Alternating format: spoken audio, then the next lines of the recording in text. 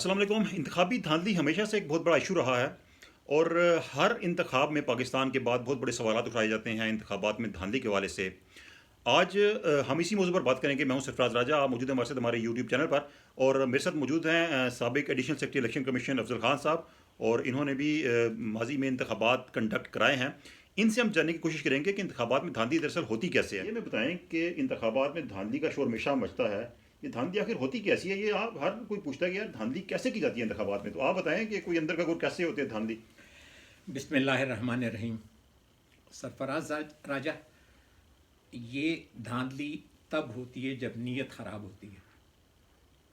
اگر نیت ٹھیک ہو تو کوئی دھاندلی نہیں ہوتی۔ ابھی پاکستان کی تاریخ میں سب سے اچھے انتخابات 70 کے انتخابات تھے یا 2018 کے انتخابات تھے، جس میں آلموسٹ یہ جو ریگنگ تھی، ریگنگ فری انتخابات تسلیم کیا سب نے؟ سب نے تسلیم کیا، باہر والوں نے بھی اور اندر والوں نے بھی۔ لیکن جو ہارے ہیں، جو ریجیکٹڈ ہیں، وہ بہت ہی ڈیجیکٹڈ ہیں، اور وہ اس کو تسلیم نہیں کرتے۔ بلکہ ہمارے علاقہ آپ کو پتہ ہے، ڈیرہ اسماعیل خان، بنو، کرک، کوہاٹ، جنوبی اضلاع جو صوبہ سرحد کے ہیں، وہ ہمارے تو وہاں سے ایک مولانا صاحب جیتتے تھے الیکشن۔ تو وہ اس دفعہ جب ہارے تو وہ امین اللہ گنڈاپور نے اسے کہا کہ آپ دوبارہ آئیں، اگر آپ کا خیال ہے کہ میں نے آپ کو جنرلی نہیں ہرایا تو میں استعفیٰ دیتا ہوں اور آپ دوبارہ میرے ساتھ الیکشن۔ بات یہ ہے کہ اور انہوں نے کبھی اس چیز کو تسلیم نہیں کیا، اور کہتے ہیں کہ یہ ہم تو جی ایچ کیو کے دروازے پر دھرنا دیں گے۔ یہ بتائیں کہ 2013 کے انتخابات میں آپ کا بڑا کلیدی رول تھا، تو اس پہ کافی دھرنا ہوا، مظاہرے ہوئے۔ آپ کے خیال میں واقعی 2013 کے انتخابات میں دھاندلی ہوئی تھی؟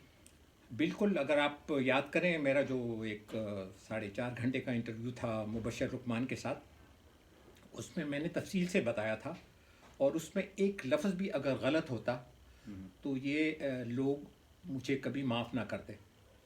حقیقتاً اس میں بے پناہ دھاندلی ہوئی تھی، اور اس کی ابتدا ایسی ہوئی تھی کہ وہ انتخابات جب ہم نے کروانے تھے تو ہم نے یہ انتخابات اپنے لوگوں سے کروانے تھے، یا بیوروکریسی میں جو آنیسٹ لوگ ہیں۔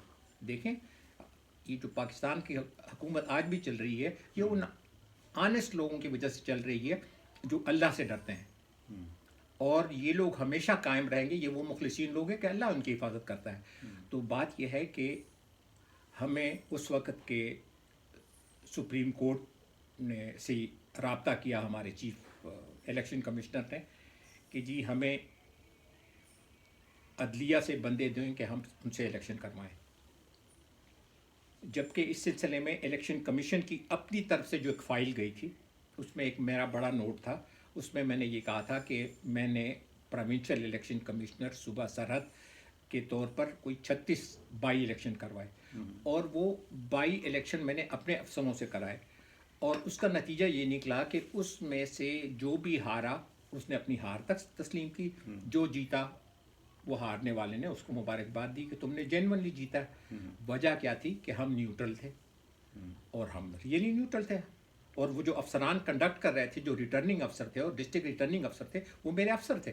اگر وہ اس میں ریگنگ کرتے، اور ریگنگ کیسے ہوتی ہے وہ میں پھر آپ کو آگے بتاتا ہوں، وہ اگر کرواتے تو ان کی جاب جاتی اور وہ جیل میں جاتے، اس لیے کہ وہ آنسریبل تھے ہمیں۔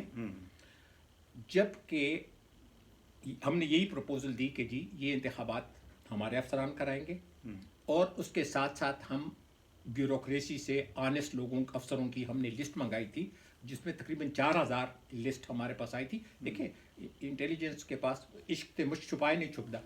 جو اچھے لوگ ہوتے ہیں، جو برے لوگ ہوتے ہیں، جو سوکھی روٹی کے ساتھ گزارا کرتے ہیں یا جو پجیروں شجیروں میں گزارا کرتے ہیں، وہ انٹیلیجنس ایجنسیوں کو بھی معلوم ہے، عام آدمی کو بھی معلوم ہے، خاص آدمیوں کو بھی معلوم ہے۔ عدلیہ نے دھاندلی کرائی آپ کے خیال میں؟ میں اس پہ آتا ہوں۔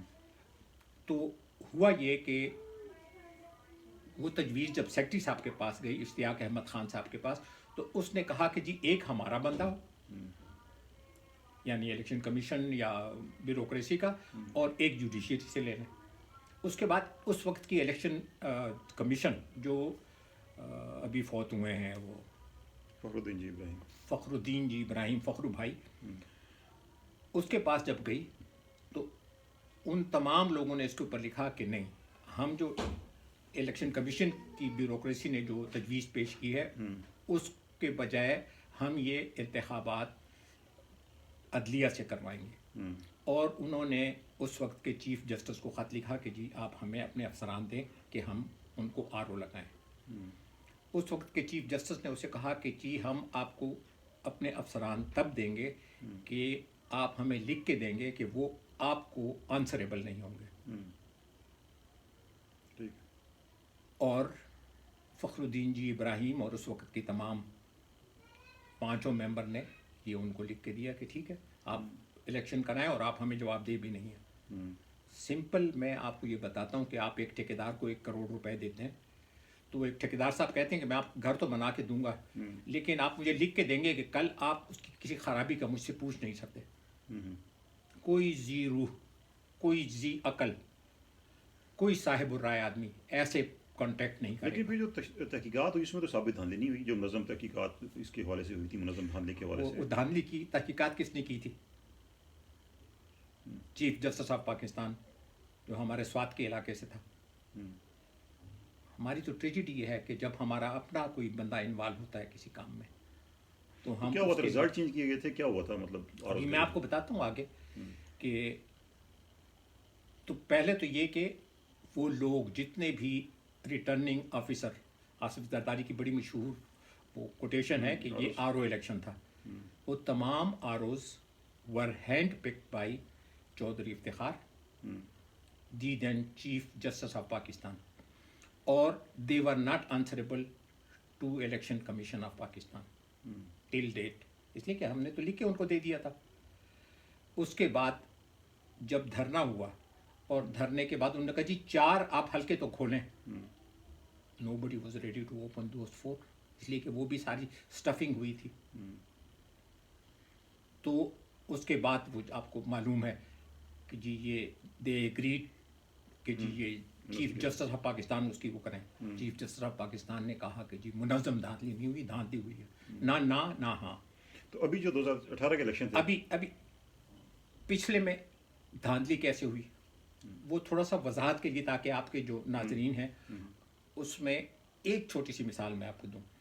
الیکشن جب ہوتا ہے تو آپ کو پتہ ہوتی ہے کہ جی آپ کا ووٹ اس ایریا میں ہے.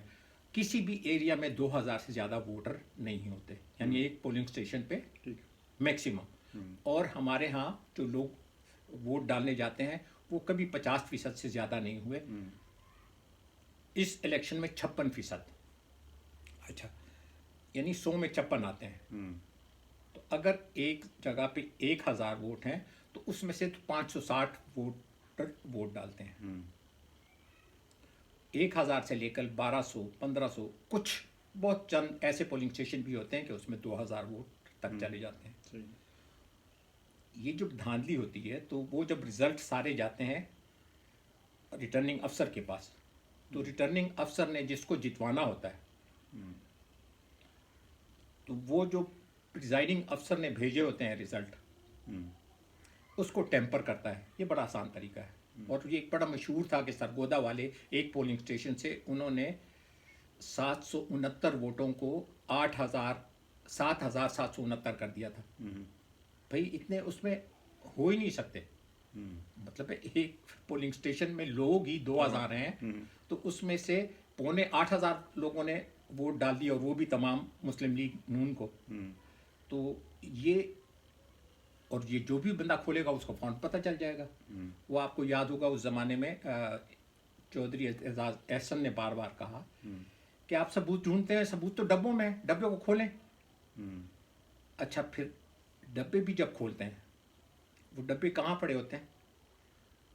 وہ ڈسٹرکٹ ایڈمنسٹریشن کے پاس پڑے ہوتے ہیں. اس لیے کہ الیکشن کمیشن کے پاس اتنی کیپیسٹی نہیں ہے کہ یہ تمام اپنے پاس رکھیں. مجھے ایک واقعہ اسپیسیفکلی یاد ہے. ایک بندے کو ہرانے کے لیے اور دوسرے کو جتوانے کے لیے وہ جو جیتا ہوا شخص تھا اس کے ووٹ نکال کے اس کو اوپر ڈبل اسٹیمپنگ کی گئی، مطلب ووٹ ضائع کیے گئے. ووٹ ضائع کی گئی اور اس کو جتوایا اور ایک کو ہروایا. اب جب آپ مختلف جگہ دیکھتے ہیں کہ ڈبل اسٹیمپ ہوتے ہیں کچھ لوگ، بالکل. اچھا، لیکن وہ تو 0.0001% سے بھی کم ہوتے ہیں. جہاں آپ دیکھیں کہ وہ ایکسٹرا آرڈینری نمبر میں اس طرح کے ڈبل اسٹیمپنگ ہوئی ہے، تو آپ سمجھ جائیں کہ یہ دھاندلی ہوئی ہے، یہ ریگنگ ہوئی ہے، یہ پیسے کا استعمال ہوا ہے. اور ان تمام کو روکنے کا طریقہ، کل پرسوں میں عمران خان کی تقریر سن رہا تھا کہ جی ٹیکس لیکیج کو کیسے روکا جائے. ایک تو یہ ہے پاکستان میں کوئی چیز بغیر ٹیکس کے ہے ہی نہیں. 17% GST، اور وہ مطلب عام غریب سے غریب ترین آدمی اگر صابن بھی لیتا ہے، لائف بوائے یا کوئی بھی، تو اس پہ بھی ٹیکس دیتا ہے. بھکاری بھی اگر کارڈ خریدتا ہے تو وہ بھی ٹیکس دیتا ہے. تو بات یہ ہے کہ جو ولنریبل گروپ ہیں ان کے لیے کوریج کے لیے جس طریقے سے کچھ آٹومیشن کی ضرورت ہے، اس طریقے سے الیکشن مینجمنٹ میں آٹومیشن کی ضرورت ہے. کہ وہ جو فگر ہیں، اس کے کمپیوٹر میں آپ نے ایک ڈیٹا ڈال دیا، آپ اس ڈیٹا کو اب ریٹریو تو کر سکتے ہیں ایگزیکٹ جو آپ نے ڈالا ہے، لیکن آپ اس میں سے ایسے نہیں کر سکتے کہ اس میں 2000 کی کیپیسٹی ہے اور آپ اس میں 8000 ڈال لیں، وہ ایکسیپٹ ہی نہیں کرے گا. بالکل. تو یہ انہوں نے بلکہ وعدہ بھی کیا تھا. آپ کو یاد ہے کہ اس نے کہا تھا کہ جی جیسے کرکٹ میں نے نیوٹرل امپائرنگ انٹروڈیوس کی، تو پاکستان میں بھی میں نیوٹرل الیکشن کمیشن اور نیوٹرل الیکشن کمیشن کا انتظام کروں گا. تو ابھی 2.5 سال تو گزر گئے اور ہم اس امید پہ ہیں کہ وہ اس سلسلے میں کچھ کریں گے، لیکن ابھی تک کوئی ایسے واضح کوئی چیز نظر نہیں آ رہی. اور میں چیزیں بتا دوں کہ اسمبلی میں اگر ان کے پاس نمبر کم بھی ہیں، بہت سی چیزیں ایڈمنسٹریٹولی آپ کر سکتے ہیں. ویئر دیر از اے ول دیر از اے وے. اچھا، اس میں ایک چیز یہ بتائیے کہ 2018 کا جو الیکشن تھا، آپ سمجھتے ہیں وہ ٹھیک تھا؟ اس میں دھاندلی نہیں ہوئی؟ چھوٹی بہت دھاندلی تو ہر جگہ ہو سکتی ہے، لیکن ایسے میسو دھاندلی نہیں ہوئی تھی، ایسے آرگنائز دھاندلی نہیں ہوئی تھی جیسے 2013 میں ہوئی تھی. تو جو RTS بند ہو گیا تھا وہ کیا تھا؟ یہی سب سے بڑا فراڈ ہے. یہی، اور جہاں RTS بند ہوا تھا وہ تمام وہ حلقے تھے جہاں پہ پاکستان تحریک انصاف جیت رہی تھی. بات یہ ہے کہ somebody played game with PTI even in this election. They have been the victim. اور اس کی وکٹم کی وجہ بھی یہ ہے الیکشن کو متنازع بنانے کے لیے آپ کے خیال میں کیا گیا؟ میں آپ کو یہ بتا دوں کہ آج بھی الیکشن کمیشن کا ڈیٹا، یہ میں آپ کو خبر دے رہا ہوں، ہمارے پاس الیکشن کمیشن میں کیپیسٹی نہیں کہ ہم یہ اپنے پاس رکھیں، حالانکہ ہم نے یہ خریدا ہوا ہے نادرا سے.